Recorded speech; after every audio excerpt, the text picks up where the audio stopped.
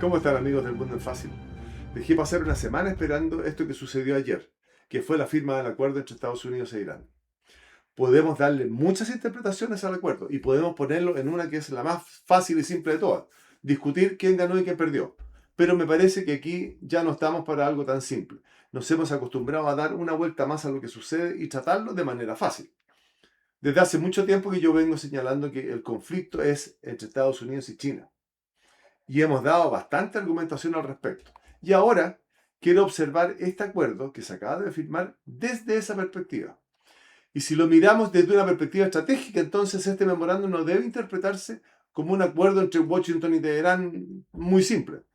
Debe leerse como un movimiento dentro de una reconfiguración mayor del sistema internacional. Y esa configuración del teatro mundial nos dice que el acuerdo con Irán no es un fin en sí mismo, sino que empieza a ser un medio para liberar a Estados Unidos de un frente secundario y permitirle enfocarse en el desafío principal, que es esa competencia con China en el Indo-Pacífico en particular. Desde esa lógica, la gran estrategia, las potencias intentan evitar guerras simultáneas en múltiples frentes. Entonces, hagámonos una pregunta clásica de la geopolítica. ¿Puede Estados Unidos sostener simultáneamente Europa, Medio Oriente y el Indo-Pacífico? Y la respuesta hoy día es indudablemente que no. Para poder comprenderlo es fácil. Aceptemos que el desafío estructural para Washington es la emergencia de una China como un competidor sistémico, la aparición de esta China muy potente. Entonces, reducir la tensión con Irán adquiere una racionalidad bastante importante. Disminuye el riesgo de la interrupción de la energía estratégica mundial, reduce la necesidad de mantener fuerzas navales concentradas en el Golfo, todos esos buques que estaban bloqueando el Golfo, protegiendo el paso de algunos, bloqueando los puertos iraníes, disminuye la posibilidad de una escalada regional que obliga a tener recursos puestos ahí, recursos americanos puestos ahí.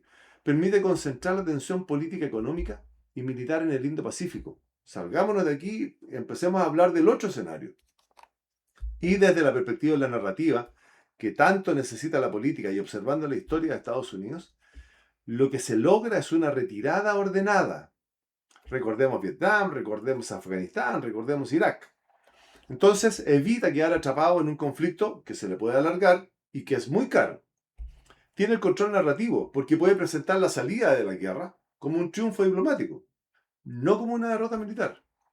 Genera una estabilidad regional porque reduce los riesgos de un vacío de poder, que es lo que sucedió cuando salió de Irán, cuando salió de Afganistán. Entonces, se reduce ese riesgo. Ahora, si nosotros observamos al otro actor que es Irán, vamos a ver que Irán logra la supervivencia política. El acuerdo le permite seguir existiendo como un actor estatal sin ser destruido. La destrucción física es bastante grande, pero políticamente todavía existe. La reconstrucción interna, los recursos económicos que ofreció Estados Unidos pueden ser vitales para estabilizar su economía, legitimar al gobierno frente a su población y generar la reconstrucción. El reconocimiento internacional, porque firmar un acuerdo con Estados Unidos le da un estatus. Ahora, si nosotros miramos a Irán y vemos lo que ha pasado, Irán lleva mucho tiempo buscando tres objetivos fundamentales: la supervivencia del régimen, el reconocimiento como un actor legítimo y la aceptación en una esfera de influencia regional. Aparentemente este acuerdo le concede esas tres cosas. Sin embargo, hay otros aspectos de la estrategia que pueden empezar a jugar aquí. El preacuerdo que se filtró, convengamos que se filtró, contempla un fondo de 800 mil millones de dólares para la reconstrucción. Y una adversaria política de Trump señala, y con mucha razón, que no se ve bien que Estados Unidos esté utilizando sus propios recursos para reconstruir a un enemigo que lo acaban de derrotar en una guerra. Y la lógica indica que tiene razón. Sin embargo, la paradoja estratégica nos empieza a decir algo distinto. Cuando Estados Unidos ofrece dinero e inversiones, no es altruismo, es una herramienta estratégica. Y esa herramienta estratégica y esos recursos pueden ser condicionados. Por ejemplo, esos 300 mil millones de dólares pueden estar ligados a una apertura comercial, al control político, al control obligado del tratamiento del uranio, que no se ha conversado, y puede estar, esa es la palanca, puede estar asociado al cumplimiento de un programa controlado nuclear iraní. Entonces, pareciera que esta paradoja estratégica empieza a tener sentido.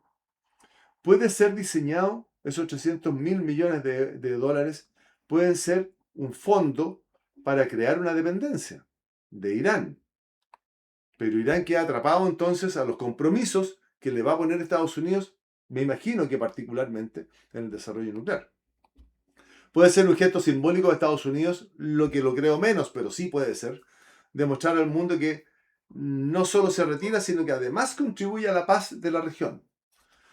Ahora, tiene riesgos. Y los riesgos pueden ser la afectación del equilibrio regional, porque otros países de la zona pueden sentirse desplazados frente a un Irán que aparece fortalecido. Israel es uno. En resumen, desde la estrategia, este acuerdo es una jugada del realismo político. Estados Unidos se libera del costo de la guerra, pero compra su influencia con los recursos económicos. Irán sobrevive, gana un oxígeno económico, pero queda bajo el control del mundo internacional. Hay una pregunta y un daño grave, quizás cierto, quizás aparente. Israel no va a estar en esta conversación. Y con eso, Estados Unidos podría estar demostrando que sus intereses globales no son los mismos intereses israelíes. Son planos distintos. Israel está en un plano estratégico, político estratégico, que es su supervivencia. Estados Unidos está en un plano global. Y durante mucho tiempo se asumió que la estrategia de Estados Unidos era inseparable de la estrategia israelí. Y este acuerdo nos empieza a decir algunas cosas que pueden ser distintas. Y que Estados Unidos, con el gobierno del presidente Trump, estaría recuperando una lógica imperial clásica. Hubo un nuevo paso aquí para poder reconocer eso. Empezó a proteger los intereses propios, estabiliza aparentemente una región clave. Es probable que Israel con Hezbollah sigan con su conflicto intenso. Estados Unidos señala que puede negociar incluso con sus adversarios, algo que ya hizo en el pasado. Nixon y Kissinger negociaron con China para enfrentar a la Unión Soviética o para neutralizar a la Unión Soviética. Por lo tanto, esto es un paso que Estados Unidos lo hace. Sale de la guerra para evitar guerras permanentes. Entonces, en un lenguaje desde el realismo político, la prioridad vuelve a ser el equilibrio y no una afinidad ideológica. El interés empieza a jugar acá. Si observamos el conflicto desde esta esquina del realismo, en tan corto espacio de tiempo tenemos el regreso a la geopolítica clásica. Las grandes cosas, las grandes cuestiones de la estrategia se empiezan a resolver mediante negociaciones directas entre potencias. Esto que vimos no es un triunfo del multilateralismo, no estuvo presente el multilateralismo. Es un triunfo del poder, de un concierto de poderes. El estrecho de Hormuz aparece como un símbolo, aparece esta palanca de poder que se le disputaron con mucha fuerza Irán y Estados Unidos. Irán lo empieza a usar y Estados Unidos pone sus buques de guerra y lo neutraliza. Entonces hay un paso de Estados Unidos en todo este acuerdo y todo lo que está haciendo, desde ese concepto hegemónico hacia una gestión del equilibrio en una región que necesita tener tranquila y necesita tener en calma. Entonces Estados Unidos ya no se está comportando como esta potencia hegemónica, se empieza a comportar como una potencia que es capaz de administrar los equilibrios en un sistema más competitivo. Estados Unidos empezaba a ser el malo de la película y China empezaba a ser el adulto de la relación. Estados Unidos ahora lo que quiere es dar cuenta de que efectivamente es capaz de manejar una situación estratégica. Por tanto, lo que puedo decir es que este cambio en el comportamiento de Estados Unidos ocurre cuando, teóricamente, aparece un competidor sistémico. Ese competidor sistémico es China. Y cuando aparece China hay un reordenamiento estratégico.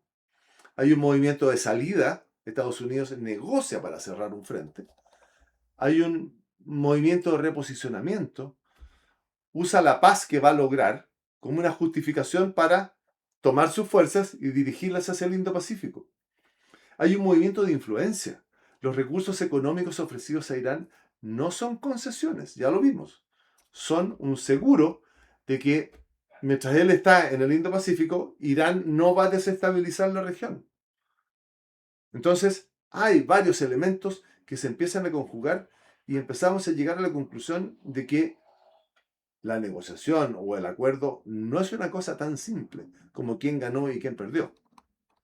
Si nos vamos al plano de la negociación estratégica, esto se muestra como una negociación de paz que no es solo bilateral, porque aquí empiezan a marcarse un nuevo mapa de prioridades. Israel se queda ahí con Hezbollah, Irán lo levanto y lo pongo como actor, las negociaciones iniciales estuvo Arabia Saudita, por lo tanto también aparece como actor, China se me aparece en el horizonte, Rusia no está, ONU no está, el multilateralismo no está. Europa, probablemente con la reunión del G7, tuvo alguna conversación con el presidente Trump. Entonces, hay un nuevo mapa de prioridades. Estados Unidos no negoció únicamente con Irán, negoció con el tablero mundial para cerrar un frente y abrir el otro. Eso es aparentemente y muy rápidamente lo que podría estar pasando con este acuerdo. Amigos, como siempre, esta es solo una opinión para una buena conversación. Nos vemos en la próxima. Que estén muy bien.